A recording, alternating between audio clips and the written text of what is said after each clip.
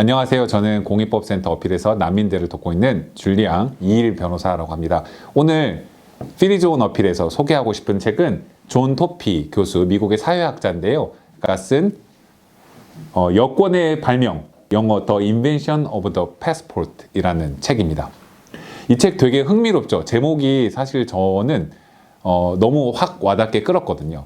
어필에서 일을 하다 보면 난민들을 돕는다라는 거가 생각하면 국가와 국경을 생각할 수밖에 없고, 국가와 국경, 여권으로 자신의 신분을 증명하거나 아니 여권으로 이동할 수 있는 어떤 환경을, 이동할 수 있는 자격을 증명한다거나 이런 것들이 난민들이 할 수 없는 경우들이 사실 많이 있는데, 여권이라는 게 사실 지금 생각해보면 아주 자명한 것은 아니고 언젠가 만들어졌다라는 거입니다. 지금 생각해보면 그렇죠. 저희들이 여권을 갖고 있는 건 너무 자연스러운 것 같아요. 어딘가 나라를 가고, 지금 코로나 때문에 여행을 잘 못 가기 때문에 좀 그렇지만, 여행 가기 위해서는 국가가 발급한 여권이 있어야 되고, 아니면 비자가 또 하나의 비자를 받아서 다른 나라로 여행을 간다라는 사고, 이건 저희들한테 너무 자명한 것 같은데, 이 책의 저자가 말하는 건 뭐냐면, 여권은 인벤트 된 거다.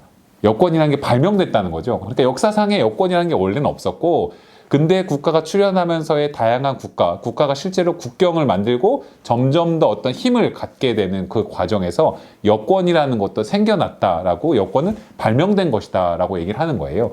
예를 들어서 마르크스 같은 경우는 국가가 이제 생겨나는 것을 생산수단을 독점해가는 과정으로 설명하기도 하고, 막스 베버 같은 경우는 국가가 폭력을, 합법적인 폭력을 행사할 수 있는 걸 독점해가는 과정을, 국가가 성립되는 과정으로 얘기를 하는데, 이 토피 교수님이 좀 독특하게도 여권이 발명된다라는 것은 어떤 사람이 이동할 수 있는 자율, 그 이동 수단에 대한 통제 권한을 국가가 통제하기 시작하면서 그러면서 국가가 이제 발전하기 시작했다라는 세 번째 이야기를 한번 하기 시작하는 거죠. 거기에 초점을 맞춰서 이 책은 여권이 어떻게 발명되었는지, 초기에는 어떻게 있는지, 그런 것들을 쭉 설명해 나가기 시작합니다. 예를 들어서 여권 이 목차를 보시면요. 1번 같은 경우 1장이 왕래 합법적인 이동수단의 국가 독점에 관하여입니다. 그래서 제가 아까 방금 전에 설명드렸던 것처럼 이동수단이라는 것을 국가가 독점하게 된 과정, 국가가 실제로 장악하게 되는 과정, 과거에 어떤 사람이 왔다 갔다 한다라는 거, 이동은 원래는 자유스럽고, 이동을 통제한다라는 것은 국가가 아닌 뭐 유럽에서는 교회라든지 지역의 영주라든지 이런 사람들이 어딘가 이동하려면 통행증을 준다든지 해서 좀 자그마한 규모의 어떤 국경과 왔다 갔다 하는 과정이 있었고, 그 국가가 아닌 곳이 했었었는데, 점차 진행되어 가는 과정에서 이제 마을이 아니라 그러니까 이방인이라는 경계도, 예전에는 마을 바깥에 있는 사람은 다 이방인이었던 거예요. 다른 마을에 있던 사람들은. 외국과 외국인, 내국인의 완벽한 국가 경계가 없기 전에. 근데 시간이 점점 지나가면서 국가가 이 수단들을 다 통제해서 나만이 어디로 다른 데를 갈 수 있고 갈 수 없고, 국내에서 이동할 수 있고 국외로 이동할 수 있고 하는 권한은 국가만 갖게 되었고, 그 국경도 마을이라든가 지역이 아니라 점차 근대 국가 간에 있는 국경을 따라서 지어지게 돼서 어느샌가 우리 국민 그리고 외국인, 좀 의문스럽고 저희가 이해할 수 없는 외국인, 이렇게 나누어지게 되는 과정을 이제 점점 역사적으로 그리게 되는데, 1장이 그렇게 국가 독점에 관하여라는 이분의 태제를 설명하는 부분이고요. 2장은 조국의 아르고스. 그러니까 아르고스 눈으로 이제 여권이라는 것이 사실 사람들을 감시하는 한편의 국가의 손과 같은 거라는 거 설명하는 거죠. 2장이 조국의 아르고스, 3장이 아우게이아스 왕의 축사를 청소하다 라고 해서 2장과 3장이 특히 과거에 대한 여건이 있었지, 역사적으로 얘기를 하는 거예요. 그래서 2장과 3장은 막상 읽다 보면 너무 지리할 수도 있는 내용들이 좀 많이 있어서, 실제로 여권을 만들 것인가, 어떻게 만들 것인가, 이 여권을 언제 어떤 범위에서 허용할 것인가, 이런 거를 프랑스에서 계속 논의했던 과정, 독일에서 논의했던 과정, 이탈리아에서 논의했던 과정, 이런 것들이 담겨 있어서 지금 생각해 보면 와, 이게 이렇게 열심히 논의를 해서 만들어졌던 것인가 하고 생각할 되게 신기한 내용들이 많이 있는데, 역사적으로 그 내용이 좀 2장과 3장에 담겨 있고요. 4장에서 각각류 국가를 향하여 라고 해서 이거 폴라니 얘기가 들어가서 각각류 국가라는 표현이 들어온 건데, 19세기 후반부터 제1차 세계대전까지의 신원 확인 문서의 확산이라고 해서 실제로 지금 우리가 느끼고 있는 여권이 없으면 이동하기 어렵고, 여권이 없으면 없는 사람은 여권은 한편 국적을 의미하기도 하고, 여권이 없는 외국인은 우리가 함부로 이동하고 입국의 자유를 요구할 수 없다라고 생각하는 오늘날의 관념이 실제로 생겨나게 된 것은 1차 세계대전 이후부터라고 하는 거죠. 그러니까 그 전에 1차 세계대전 이전의 세계는 슈테판 치바이크, 네, 슈테판 치바이크의 어제의 세계라는 책을 보면 1차 세계대전 그 전후 하는 시점에 유럽에 있는 곳들을 자유롭게 통행하고 다른 나라에 왔다 갔다 하는 것들을 보거든요.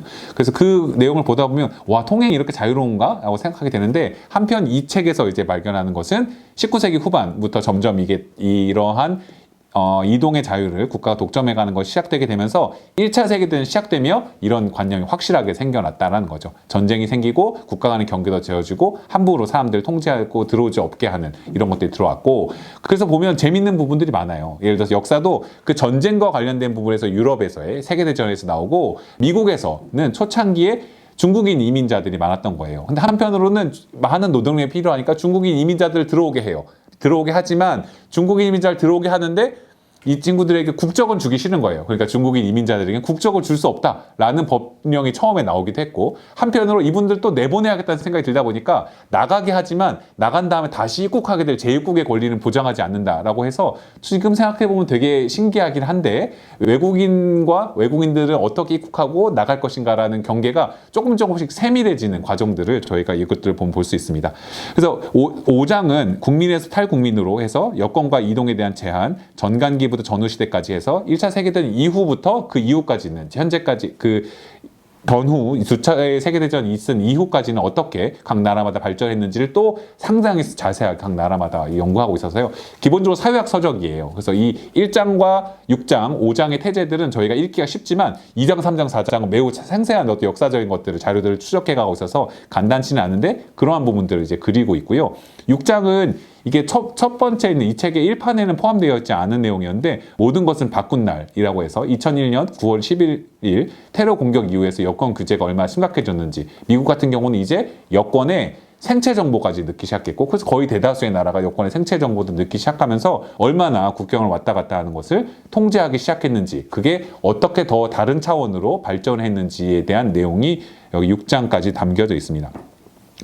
제가 이제 어필해서 일을 하다가 이제 느껴지는 것은 참 그런 거예요. 저희가 자주 얘기하는 것 같은 아렌트가 이야기하듯이 권리를 가질 권리가 없어서 국가가 실제로 어떤 것을 보증해주지 않는 그냥 인간으로서의, 벌거벗은 인간으로서의 권리가 얼마나 나약한가, 국제 체계가 보호해주는다라고 하는 국제인권 레짐이 말하는 인간의 권리, 인권이 어떤 경우는 너무 허약한가, 전쟁이나 이런 파고에 있어서 이런 것들을 아렌트가 날카롭게 해서 지금도 이제 여러 난민 문제라든가 이런 데 인사이트를 던져주는데, 실제로 저희가 돕는 난민들을 보다 보면 그냥 똑같은 사람인 거예요. 되게 이상한 거예요. 근데 사람인데 사람이 가질 수 있는 어떤 권리, 법적인 권리의 어떤 등급이 외국인들을 쭉 보다가도 난민 신청자, 그 위에 인도적 체류자, 그 다음 난민, 그 다음 영주권, 그 다음 국적을 따도 이제 한국 사람과 동일해지는 이 관계가 이제 엄청나게 많은 단계가 있고, 그 국적을 따서 한국 사람이 되었다고 하더라도 이 외국인들은 언제까지나 마치 2등 국민처럼 진짜 한국 사람은 아닌데 한국 국적을 얻은 것처럼 또 차별되는 이런 과정들이 있거든요. 그러다 보면 사람들이 그대로 존중될 수 있는 인간, 아니면 외국인이라 하더라도 그대로 존중될 수 있는 인간, 이렇게 모습으로 뛰지 않고 외국인, 국가의 통제를 벗어나 있는 다른 사람, 혹은 불온한 사람, 이런 식의 이미지를 띠게 되고 다양한 이제 단계들이 지어지게 되니까 이게 얼마나 어떤 경우에는 되게 불합리한가, 이런 경우를 계속 보게 됩니다. 비슷한 처지에 있는 사람들도 어떤 경우는 이런 비자를 갖고 있기 때문에 되게 나이스하게 살 수 있고, 어떤 사람은 이런 비자가 없기 때문에 전혀 다를 게 없는 사람인데 비합리적인 어떤 차별적 처우를 받게 되는 거, 이런 과정을 저희가 목격하게 되는데, 사실 이 책의 핵심은 이게 자연스러운 현상은 아니었다라는 거죠.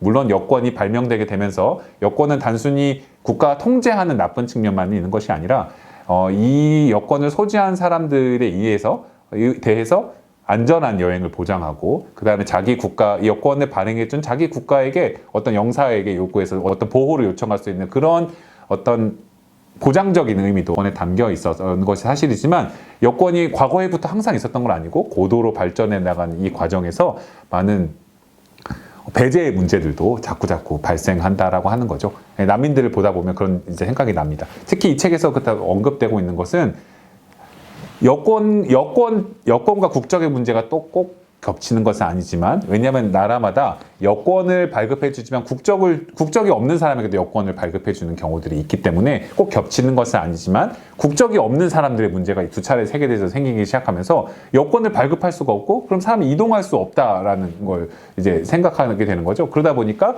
나중에 난센 여권이라든지, 어떻게 하면 주로 이제 국적을 이탈해버린, 그러니까 바깥으로 해외로 나갔으니 나중에 러시아에 반대하는 사람으로 여겨진, 조국의 배신자로 여겨진 사람들에게 여권을 다 무효해버리다 보니까 바깥에 있던 러시아 사람들이 갑자기 이동의 자유도 사라지고 국적 자체가 사라지는 이런 상태에서, 그럼 이분들은 어떻게 어떻게 돌아다니고 어떻게 이동할 수 있을 것인가? 그런 맥락에서 나왔던 난센 여권이라든지, 어떤 각 국가가 세워준 여권의 경계를 넘어서서 어떤 초국적인 대응을 어떻게 할 수 있을까? 라는 고민 속에 나왔던 것이 어떤 그런 측면에서도 국제 난민법과 난민 제도의 보호를, 발전을 저희가 생각할 수 있는데, 그러한 것까지도 이제 언급하고 있다라는 생각이 듭니다. 한국은 저희 되게 좋은 여권을 가지고 있는 나라예요. 그러니까 지금 보면 그렇죠. 어느 나라든 여행할 수 있는 나라가 있고, 한국에 와 있는 시리아 분들 같은 경우도 과거에는 대부분의 나라 여행할 수 있었지만, 터키랑 재작년까지는 터키랑 말레이시아, 수단 이런 곳을 제외하고는 여행을 할 수 없었어요. 나라에서 이제 예전에 여권만으로 제한했다면, 여권이 없으면 아예 여행도 못했죠. 근데 여권이 있더라도 사증을 내주지 않으면, 비자를 내주지 않으면 여행을 못하는 거예요. 그러다 보니까 여행을 자유롭게 할 수가 없었고, 지금 터키도 가기 어렵죠. 근데 한국의 여권은 어떠냐면, 무비자로 갈 수 있는 나라가 183개국 정도 되는 겁니다.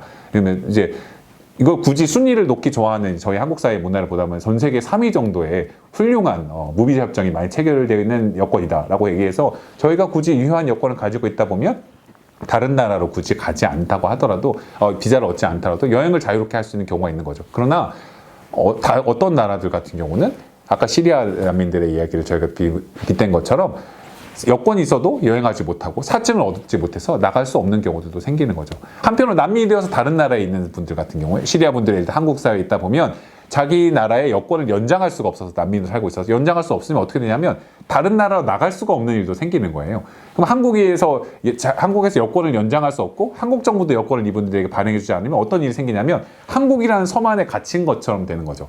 저희가 여권을 자유롭게 발급받을 수 있고 난 언제든지 할 수 있다라는 사고가 저희들에게 기본적으로 박혀 있지만, 이제 그렇지 않았던 사람들도, 난민들도 그렇게 돼 있을 수 있는 거고, 아니면 한국도 예전에 권위주의적인, 지금도 있는 권위주의적인 다른 나라와 비슷하게 1987년 그 이전에는 여행을 해외로 또 자유롭게 갈 수 없고, 국가가 허가하지 않으면 나갈 수 없었던 그런 시절이 있던 것처럼, 우리가 누리고 있는 자유로운 여행과 여권에 근거한 자유로운 여행, 그리고 특히 지금 한국이 안전하고 경제적으로 잘 살고 좋은 혜택에서 사회에서 누릴 수 있는 자유로운 여행이라는 것이 사실 자명한 것은 아니고, 이것을 누릴 수 없는 사람들도 되게 많이 있는 거고, 그러면 그거 누릴 수 없는 상황 자체가 그러면 되게 정당한 거냐라고 할 때는, 꼭 그렇게 사람의 이 여행의 자유를 쉽게 제한할 수 있는가, 정당한 건가, 여기엔 좀 더 달리 생각해 봐야 될 부분이 있다고 생각합니다.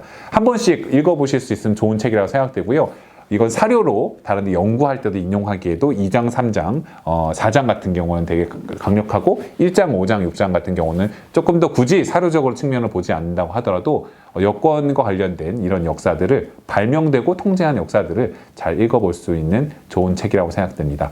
네, 토피 교수님의 여권의 발명이었습니다. 감사합니다.